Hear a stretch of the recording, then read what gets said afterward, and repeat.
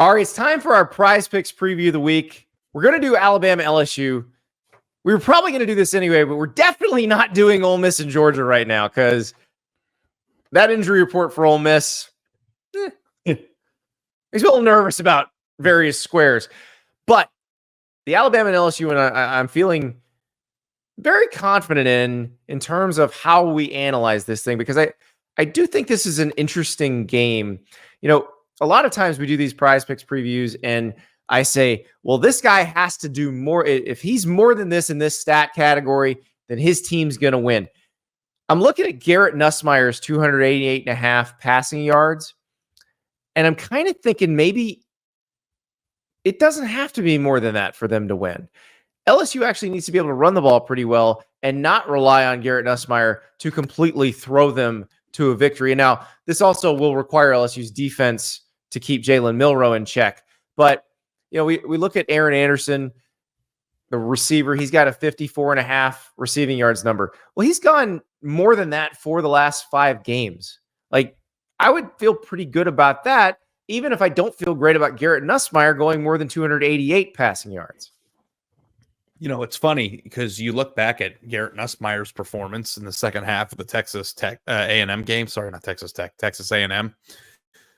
And Andy, it was probably the worst half of football he's had as a starter. And then you look at the box score at the end of the game, and he threw for more than 400 yards. And it was just like, there is a lot in the tank there for this kid. Like, I really, really, really like his game. And I just don't know that he's talked about nationally enough. And this is a pretty big opportunity for him to have a very good game in a big spot for his program, his team, to potentially get back into the playoff discussion. Having Alabama in Tiger Stadium under the lights, I mean, what is better than that? And I feel like there is that second gear with him in this LSU offense that we have not really seen yet. Like, I'm just waiting for them to explode one day.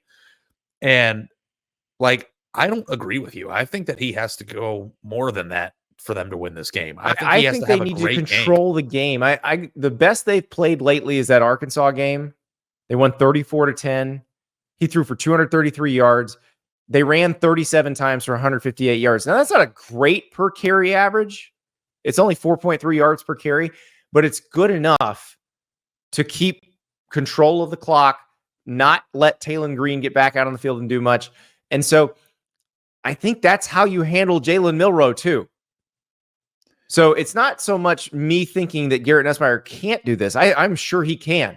Like, if Alabama's scoring a bunch of points, you cut Garrett Nussmeier loose and you let him throw for 400 yards.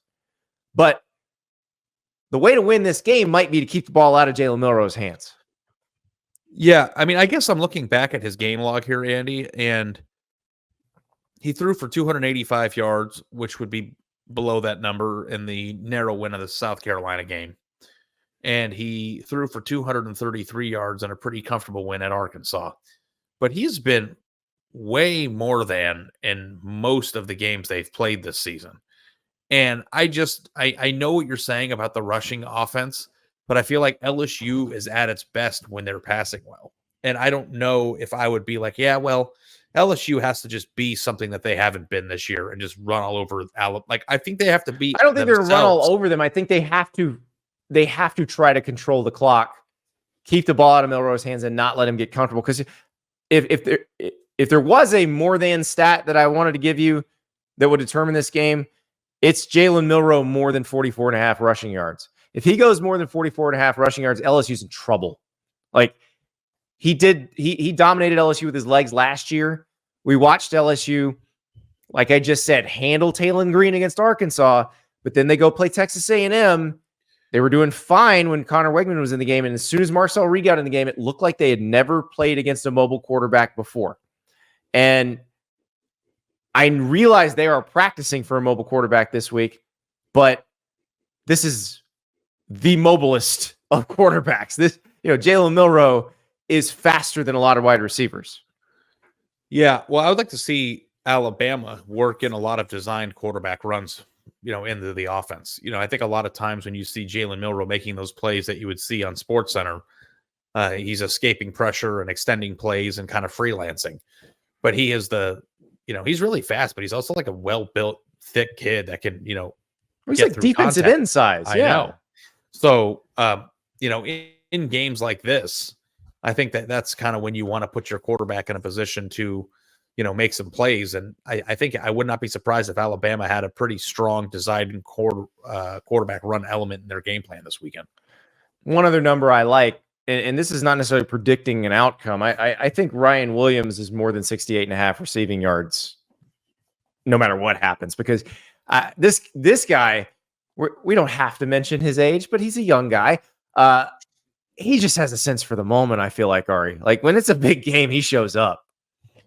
Yeah, somebody tweeted about Ryan Williams during the election day, Andy, and it goes, "You're telling me this kid can play in the SEC, but he can't cast a vote?" I thought that was really funny.